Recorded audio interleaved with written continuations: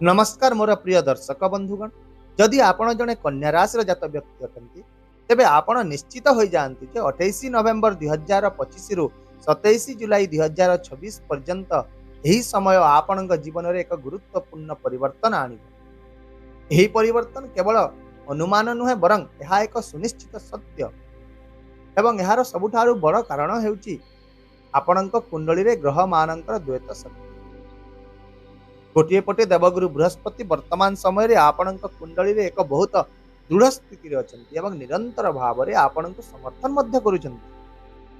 हेले सही समय रे अन्य पटरे शनिंक वक्री गति दीर्घ समय धरी आपणक जीवन रे बाधा हक्कापण अस्वस्थि एवं निरंतर भाव रे परीक्षा सृष्टि करि आसुछि। किंतु एबे 28 नवेम्बर एही कहानी टिकु बदलाइबा को जाउछि। आपणक कुंडली रो पंचम घर कर्ता शनि महाराज जे कि एपर्यंत वक्री होई आपणक जीवन रे अनेक क्षेत्र रे प्रतिबंधक होई आसुथिले एवं बाधा सृष्टि करुथिले, से एबे मार्गी अर्थात सीधा सड़क गति करिबा आरंभ करिवे। भाबि नियंतु जेपरी घरे जणे व्यक्ति पछकु चाली चाली भूल वशतः सबु जिनिस को धक्का दे भांगी देई थाए, क्षति पहुंचाई थाए, हेले ता मनरे एपरी किछि करिवार इच्छा न थाए, भूल वशत होई जाई थाए। सही परी शनिंकर एही वक्री गति अतीत रे आपणक जीवन रे अनेक प्रकार समस्या सृष्टि करि आसी। किंतु सही ग्रह वर्तमान जेते बेले सीधा सड़क गति करिबा आरंभ करिवे, आम पई पथ गुड़िक स्पष्ट होई जिवे। आगकु कोन रहिछि, कोन कले कोन फलाफल हेबो एवं केउ दिगरे जीवा उचित, ए सब किछि स्पष्ट होई जिवे। सेही परी नवेम्बर 28 2025 ठारू आपणक कुंडली रे एक सकारात्मक प्रभाव आसीबो। पूर्वर अटकी रही जिनिस गुड़िक एवं सफल हेब। आपणक पई बाधा सृष्टि करुवा परिस्थिति गुड़िक एवं आपणक पई पथ खोलीदेव। तेबे प्रथमे आसंतु आलोचना करिबा जे शनिंकर ही मार्गी हेबा परे आपण केउ सब परिवर्तन देखिबा को पाइबे। शनिंकर एही मार्गी प्रभाव जोगु कार्य रे चलीतिबा चाप गुड़िक शेष हेब। पदोन्नति पाइबारे अनावश्यक विलंब एवं दूर हेब। बॉस एवं सहकर्मी ठारू आपणको जो प्रकार समर्थन मिलिबा कथा जहाँ आपण एपर्यंत पाउ नथिले, ताहा एबे आपणक पक्षरे प्रभावित हेबा आरंभ करिवे। यदि बहुत दिन धरी चाकरी हराइबार भय रहिछि किंबा आपण नूतन चाकरी पई चेष्टा करिबा उचित कि नाही भाबी पारु नाहंती, बा आपण एक चाकरी पाइबे कि नाही एही चिंता आपणक मानसिक शांति को यदि नष्ट करूछि, तेबे शनिंक एही मार्गी गति ए सब भय को दूर करिवो एवं आपणक दृढ़ निष्पत्ति नेबा सहित आगकु बढ़िबा पई प्रेरणा जोगाइबो। यह व्यतीत जदि आपणकर कौनसी ऋण रही एवं आपण एथिरु किपरि बाहरिबे ताहा बुझी पारु नथिले, तेबे नवेम्बर 28 परे आपणक पई निश्चित भाव में नूतन रास्ता गुड़िक खुलिबे। आउ मध्य स्वास्थ्य दृष्टिकोण जदि आपण बारंबार दुर्बलता छोट छोट रोग किंबा थकापण अनुभव करुछंती, तेबे शनिंकर एही मार्गी गति परे आपण निज स्वास्थ्य रे धीरे धीरे उन्नति होतबार देखिबे। यदि आपण कोर्ट किंबा मकदमा रे फसी रहितिले एवं मामला बारंबार जटिल हेउतला, तेबे एही समय मध्य आश्वस्ति पाइबार प्रबल संभावना रही। सही भली जेतेबेले शनि सप्तम घरे शुभ फल प्रदान करिथांती, सेतेबेले आपणकर वैवाहिक जीवन रे मध्य बुझामणा शांति एवं संतुलन आसीथाय। तेणु एही समय रे दैनंदिन रोजगार सहयोग वैवाहिक जीवन एवं पार्टनरशिप रे अत्यंत शुभ हेबार संभावना रही। पूर्वर जो पार्टनरशिप रे बुझामणा रे समस्या रहुतिला, तेबे वर्तमान सेठारे मध्य स्थिरता एवं लाभर सुजोग आसे। यहाँ परे बंधुगण आसंतु शनि महाराज दृष्टि गुड़िकर प्रभाव विषय रे टिके आलोचना करिबा। मुख्यतः शनिंकर 3टी दृष्टि रही थाए एवं यह आपणक जीवन उपरे एही समय रे बहुत गुरुत्वपूर्ण प्रभाव मध्य पकाए। शनि जेउटारे थांती सेठारु से तृतीय सप्तम एवं दशम घर को दृष्टि निक्षेप करती। आउ मध्य अनेक लोक कहती जे यहांक दृष्टिर फलाफल प्रतिकूल भाव रे व्यक्ति को प्रभावित करे, किंतु मु कहिबी जे यह संपूर्ण भाव रे भूल असंपूर्ण एवं मौलिक सूचना। कारण जदि शनि आपणक कुंडली रे एक कारक ग्रह किंबा जदि से शुभ घरर स्वामी होइतिबे, तेबे तांकर दृष्टि मध्य निश्चित भाव रे शुभ फल प्रदान करिଥାଏ। ताइले प्रथम रे तांकर तृतीय दृष्टि विषय रे जानिबा, जहा आपणकर भाग्य घर उपरे पड़िबो। यार अर्थ हेउची जे से वर्तमान पर्यंत आपणक पक्षरे नथिबा भाग्य को एबे सक्रिय करिवे। आपण जे कोनोसी काम कले सेतिरे सफलता निश्चित भाव में पाइबे। ଏହା ଛଡ଼ା ଆପଣଙ୍କର ପିତାଙ୍କ ସହ ଜଡ଼ିତ ଯେକୌଣସି ବୁଝାମଣା କିମ୍ବା ସ୍ୱାସ୍ଥ୍ୟଗତ ସମସ୍ୟାରେ ମଧ୍ୟ ଉନ୍ନତି ଦେଖାଦେବ। ଆଉ ମଧ୍ୟ ଏହି ତୃତୀୟ ଦୃଷ୍ଟି ବିଦେଶ ଯାତ୍ରା ଏବଂ ବିଦେଶ ସହ ଜଡ଼ିତ ଯେକୌଣସି ସୁଯୋଗ ପାଇଁ ଅତ୍ୟନ୍ତ ଶୁଭ ରହିବ।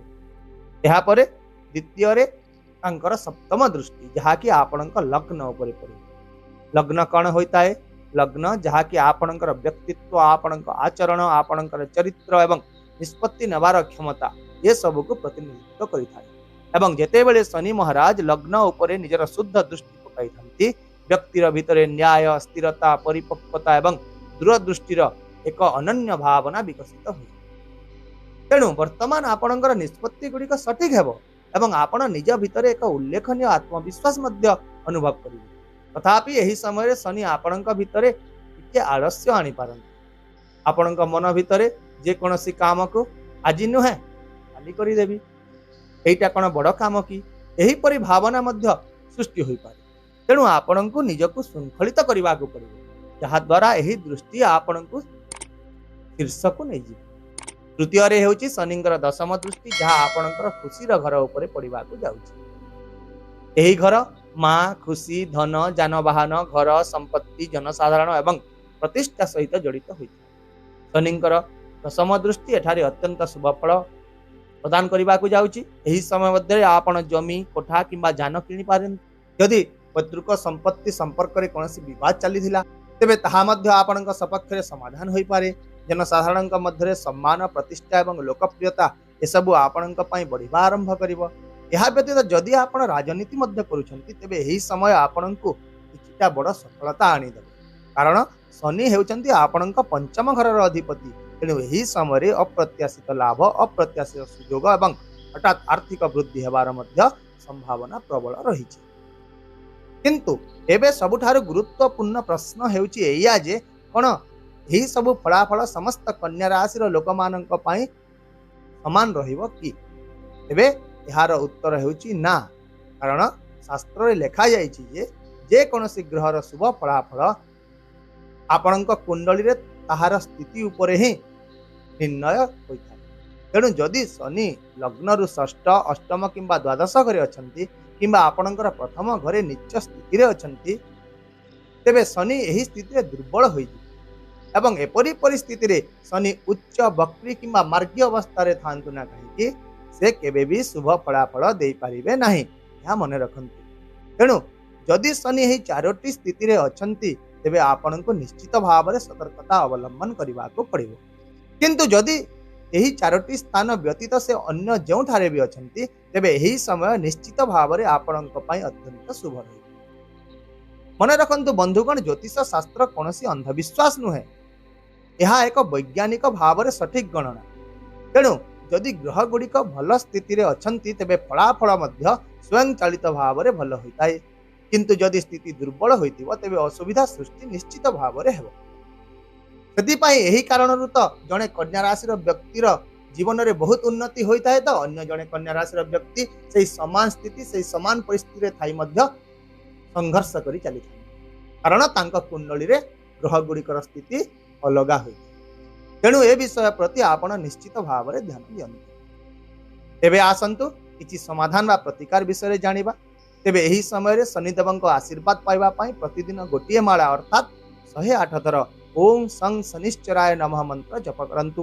ସନ୍ଧ୍ୟାରେ ଶନି ଚାଳିଶା ପାଠ କରନ୍ତୁ। ଯଦି ସମ୍ଭବ ହେଉନାହିଁ, ତେବେ କେବଳ ଶୁଣନ୍ତୁ। ତା ସହିତ ନିଜ ଜୀବନରେ ଶୃଙ୍ଖଳା ବଜାୟ ରଖନ୍ତୁ, ଆଳସ୍ୟ ଦୂର କରନ୍ତୁ ଏବଂ ଅସହାୟ ଗରିବ ଲୋକମାନଙ୍କୁ ସାହାଯ୍ୟ କରନ୍ତୁ। ଶନି ମହାରାଜ ନିଶ୍ଚିତ ଭାବରେ ପ୍ରସନ୍ନ ହେବେ। ଆଶା କରୁଛି ମୋ ଦ୍ୱାରା ପ୍ରଦାନ କରାଯାଇଥିବା ଏହି ବିସ୍ତୃତ ସୂଚନା ନିଶ୍ଚିତ ଭାବରେ ଆପଣଙ୍କ ଜୀବନରେ ସ୍ପଷ୍ଟତା, ଦିଗ୍ଦର୍ଶନ ଏବଂ ନୂତନ ଆଶା ଆଣିଦେବ। ତାହେଲେ ଆସନ୍ତାକାଲି ପୁଣି ଦେଖା ହେବା ଆଉ ଏକ ନୂତନ ସୂଚନା ଭିଡ଼ିଓ ସହିତ। ସେ ପର୍ଯ୍ୟନ୍ତ ବିଦାୟ ଦିଅନ୍ତୁ। ରହୁଛି। ନମସ୍କାର। ଜୟ ଜଗନ୍ନାଥ।